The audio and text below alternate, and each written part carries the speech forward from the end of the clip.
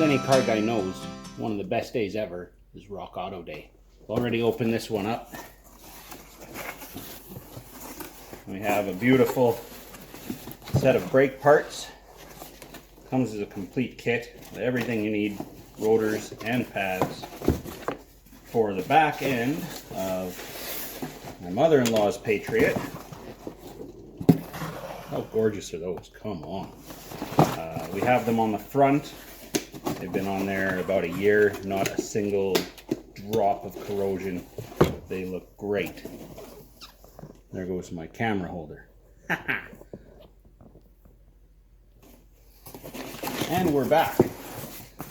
Using my trusty Chevette workbench, of course. The other thing we got just arrived yesterday, actually, but I haven't opened it yet. Are two new struts in row. These weigh nothing. For the back of my Jeep, and currently it has KYBs that are not that old, and that's a story I'll tell when we get around to changing them, which hopefully won't be too long, because in the background you might be able to see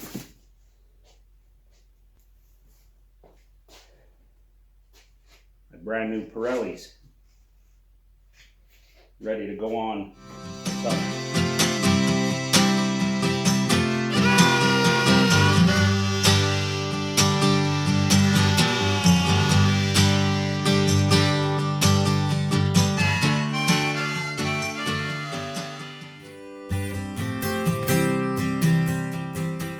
Well, Tuesday morning, back attacking the flex hitch.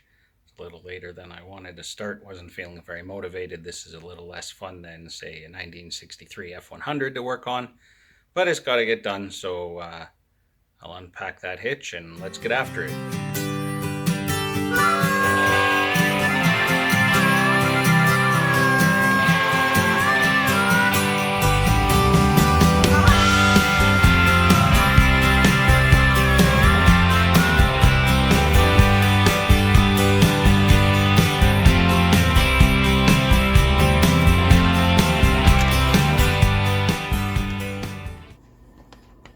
That's the most important part of all of these instructions.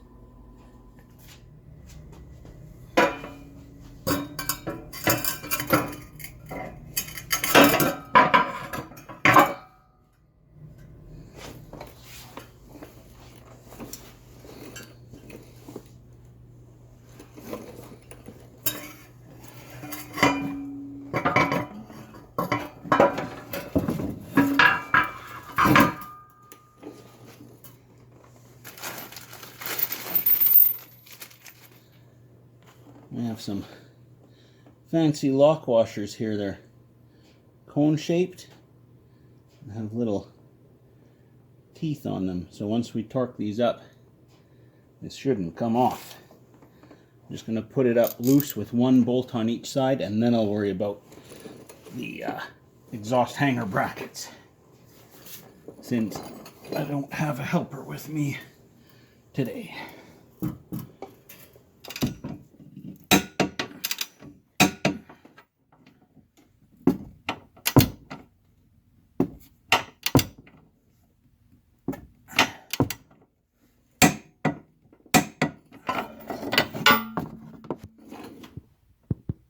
Here's a tip if you're installing one of these on a Ford Flex.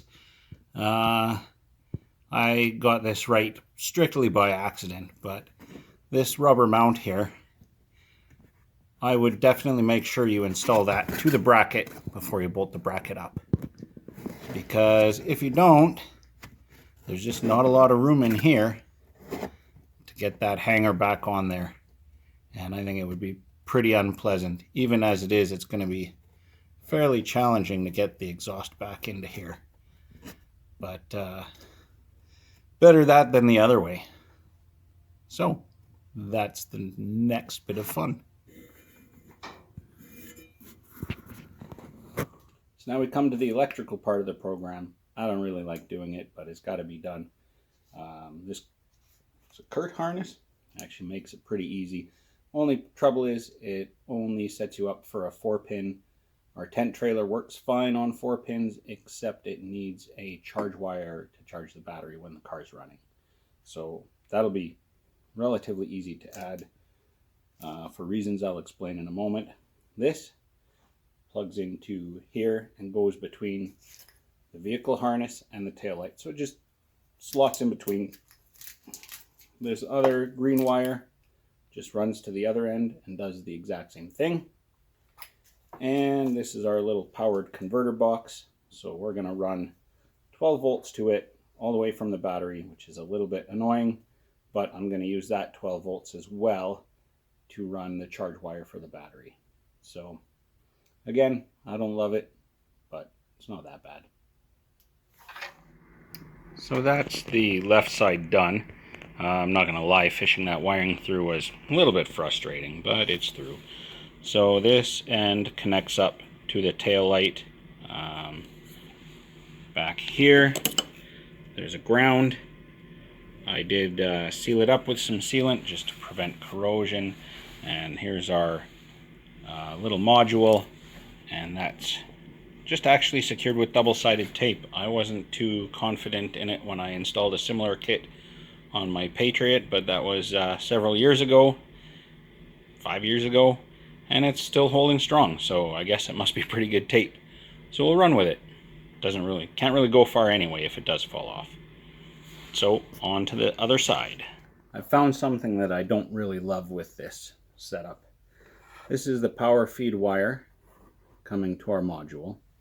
This is the wire they provide to run to the battery. And if I hold them together, they're different sizes. And they want you to join these together, which makes sense. What they give you to do that is one of these.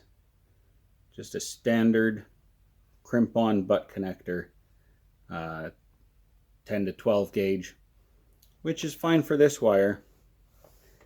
This wire's 14 gauge, so this is going to be a little big and loose, and these things do not seal, and you're going to get a ton of corrosion, and pretty soon it's not going to work. Goodbye. To that end, we have things like these heat shrink butt connectors.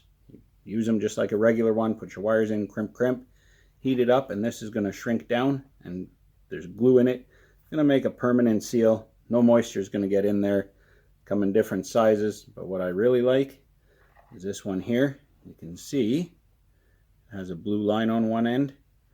This works to adapt down, yellow on one side, blue on the other, to adapt from the 10 to 12 to the 16-14 size in one lovely little piece. Just don't mess up the ends. Or I could just use a good old Scotch lock. Everyone loves those. Oh, never.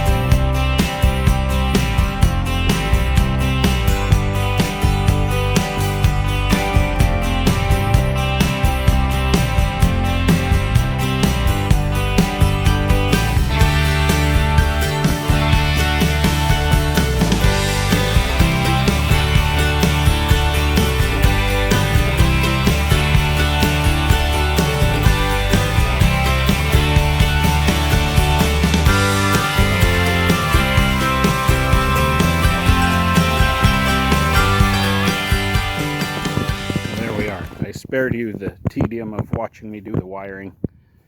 It was awful and boring and time consuming, but there's the hitch. Made a bracket for the wiring for the connector.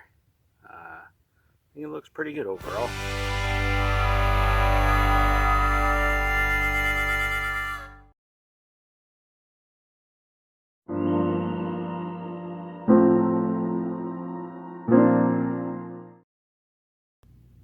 today's agenda, change out the winter tires, do an engine oil change, and also replace the worn out rear KYB strut.